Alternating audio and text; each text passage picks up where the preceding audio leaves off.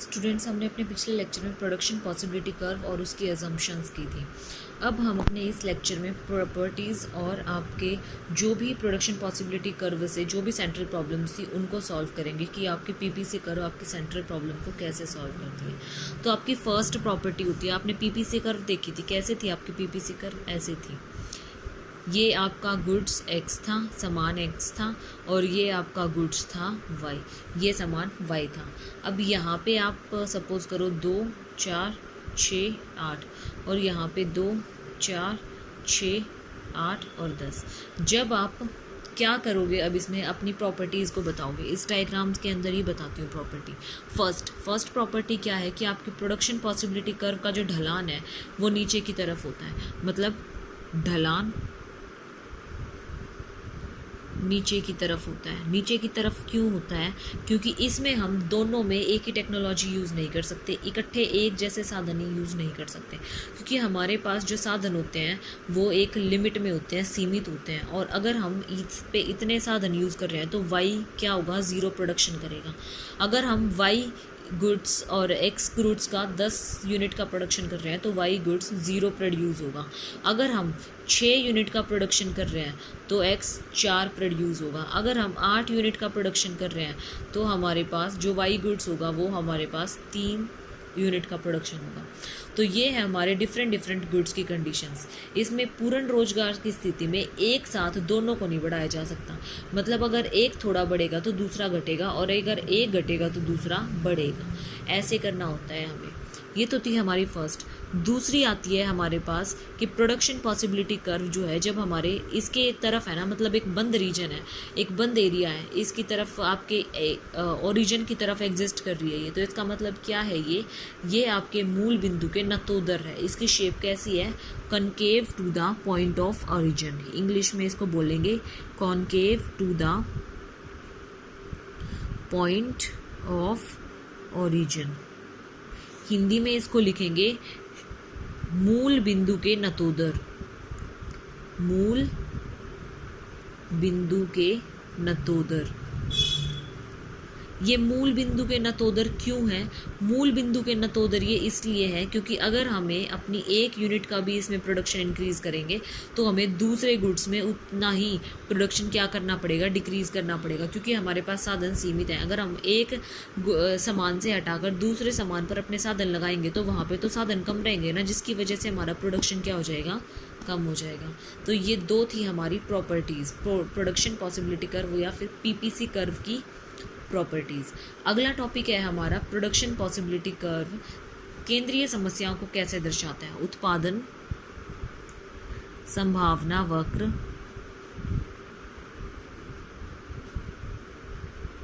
उत्पादन संभावना वक्र केंद्रीय समस्याओं को दर्शाता है। अब देखो कैसे दर्शाता है। ये टॉपिक है, पूरा हेडिंग है। फर्स्ट प्रॉब्लम हमारी क्या थी? क्या उत्पादन करना है, कितना करना है?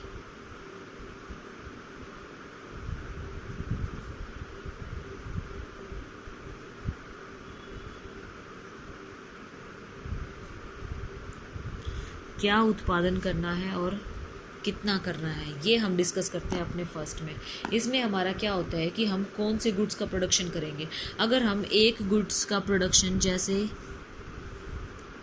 अगर हम इतने गुड्स का प्रोडक्शन करते हैं, इतने गुड्स का, तो ये वाला गुड्स हम x मान लेते हैं, ये वाला गुड्स हम y मान लेते हैं। अगर हम y गुड्स का इतना प्रोडक्शन करते हैं तो x गुड का सिर्फ इतना होगा।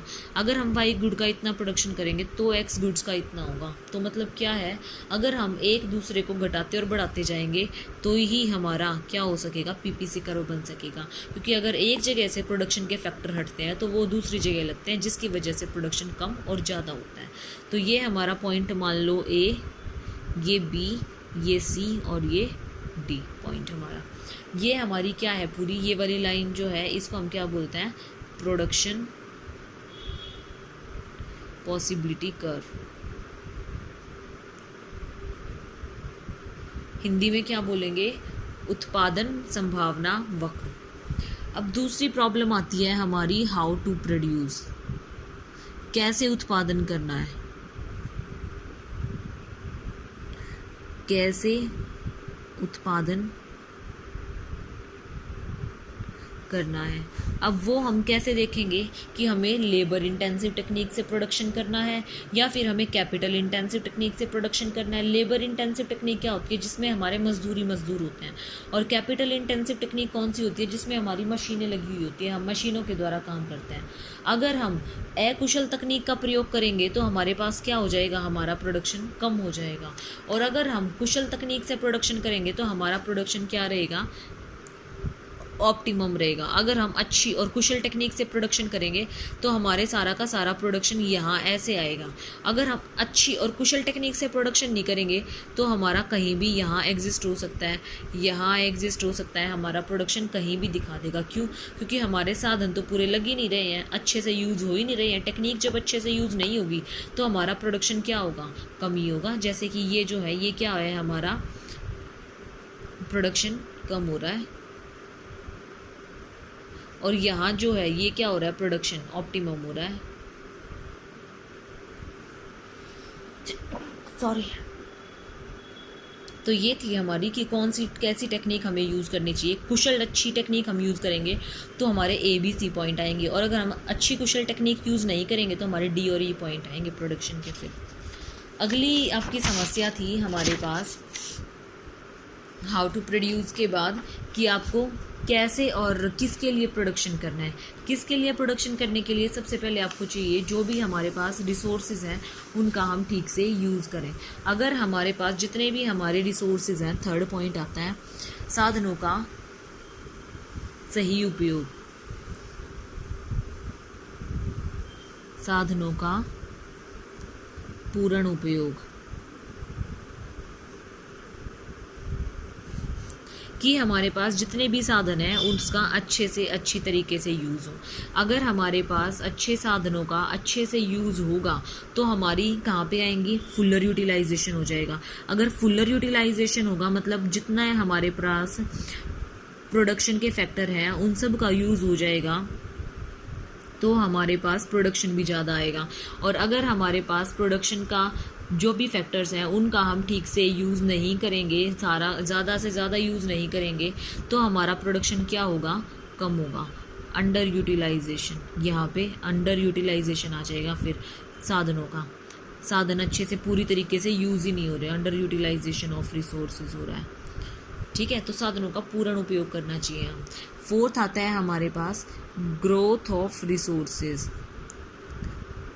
ग्रोथ ऑफ रिसोर्सेज, हिंदी में इसको बोलते हैं साधनों का विकास। साधनों का विकास कब हो सकता है, साधनों का विकास जब हो सकता है जब पब्लिक, जब जनता हमें और ज़्यादा साधन प्रोवाइड करेगी। जैसे सपोज करो पहले आपकी PPC कर्व थी ये पहले वाली, और अब जब और साधन हमें प्रोवाइड हो गए हैं तो हमारी PPC क्या हो जाएगी, बढ़ जाएगी। ये नई PPC बनेगी जब हमारे पास नए नए साधन और आ जाते हैं। तो ये थी हमारी प्रॉब्लम, सेंट्रल प्रॉब्लम्स कैसे आपकी PPC कर्व के थ्रू सॉल्व होती हैं। अगला टॉपिक आता है आपके पास shifting and rotation of PPC curve. अगला टॉपिक है आपका shifting and rotation of PPC curve. PPC curve की शिफ्टिंग और रोटेशन कैसे होगी, मतलब इसका खिसकाव या स्थान परिवर्तन और घुमाव कैसे होगा। शिफ्टिंग होता है खिसकाव और रोटेशन होता है घुमाव। खिसकाव और घुमाव किसका, उत्पादन संभावना वक्र का, उत्पादन संभावना वक्र का खिसकाव और घुमाव। तो इसमें हम कुछ पॉइंट्स डिस्कस करेंगे। फर्स्ट आता है हमारे पास चेंज इन रिसोर्सेज, जो भी हमारे पास साधन है साधनों में बदलाव, साधनों में परिवर्तन के थ्रू हम क्या लेके आ सकते हैं, इनमें खिसकाव और घुमाव लेकर आ सकते हैं।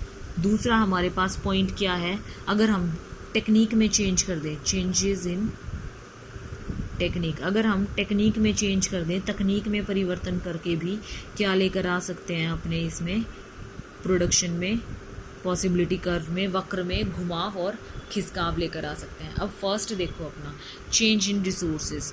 फर्स्ट पॉइंट है हमारा चेंज इन रिसोर्सेज।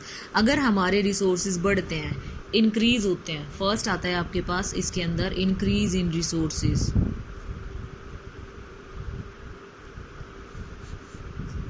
साधनों में वृद्धि।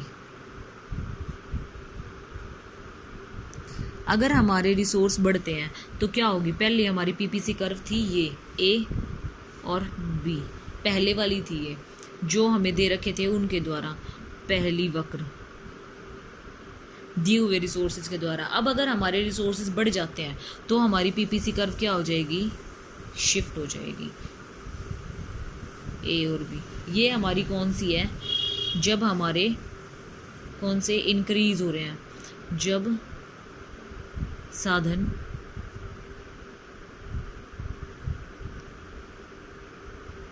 जब साधनों में वृद्धि हुई तो क्या हो गई, हमारी इंक्रीज हो गई पीपीसी कर्व। अब दूसरा पॉइंट आता है हमारे पास, जब हमारे पास साधनों में कमी होगी, ये तो थी साधनों में वृद्धि।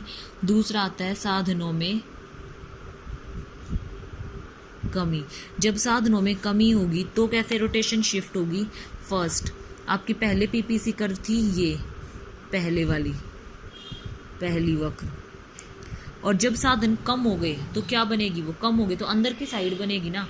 जब वो बाहर की साइड बनी है, जब ज़्यादा हुए हैं साधन, तो ये क्या बनेगी, अंदर की साइड बनेगी। तो ये क्या है, कमी, कमी वाली पीपीसी कर्व। ठीक है, ये आपकी बड़ी हुई है और ये वाली है आपकी कम वाली। जब बढ़ेगी तो वो बाहर की साइड शिफ्ट होगी और जो कम होगी तो वो अंदर की साइड शिफ्ट होगी।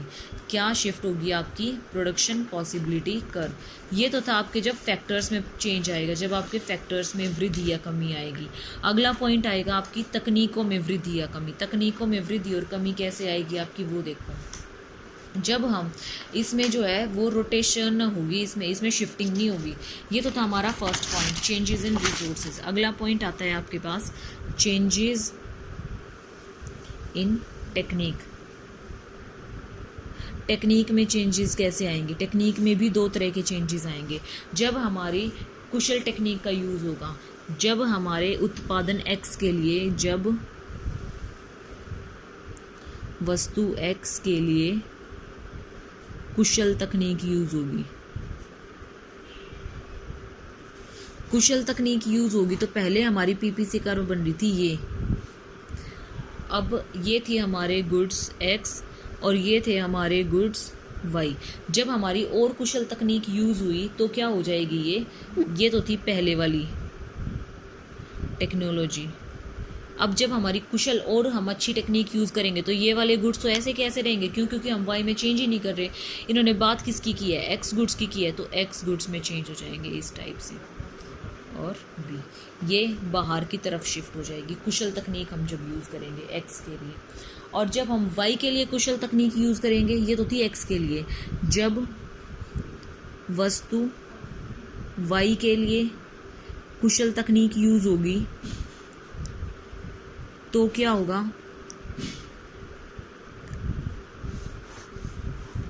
ये तो थी हमारी अंदर वाली ए और बी। और जब वाई के लिए कुशल तकनीक यूज होगी तो ये गुड्स एक्स है और ये गुड्स है हमारे पास वाई। तो गुड्स एक्स तो ऐसा का ऐसा रहेगा, वाई क्या हो जाएगा, बढ़ जाएगा, वाई क्या हो जाएगा, बढ़ जाएगा। तो ये था हमारा कुशल तकनीक जब वो बाहर की तरफ बढ़ती है वाई गुड्स में। जब हम, ये तो थी हमारी पहले वाली और ये थी जब हमारी टेक्नोलॉजी इम्प्रूवमेंट होती है तब। और अगर हम दोनों में इकट्ठी टेक्नोलॉजी का प्रयोग करें, कुशल तकनीक का प्रयोग करें, जब एक्स और वाई दोनों में कुशल तकनीक हो, दोनों में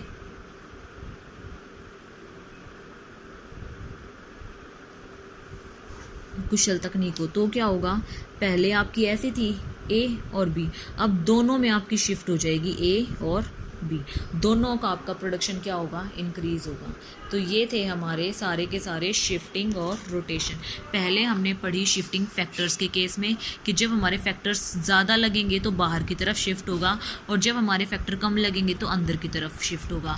फिर आई हमारी टेक्निक्स, जब हमारी एक्स की टेक्निक बढ़ेगी तो एक्स का प्रोडक्शन बढ़ेगा, जब वाई की टेक्निक अच्छी होगी तो वाई का प्रोडक्शन बढ़ेगा, जब दोनों की टेक्निक अच्छी होगी तो दोनों का प्रोडक्शन बढ़ेगा हमारा। तो ये थी हमारी शिफ्टिंग और रोटेशन, खिसकाव और घुमाव। तो ये थे हमारे पीपीसी कर्व से related topics. That's all for today.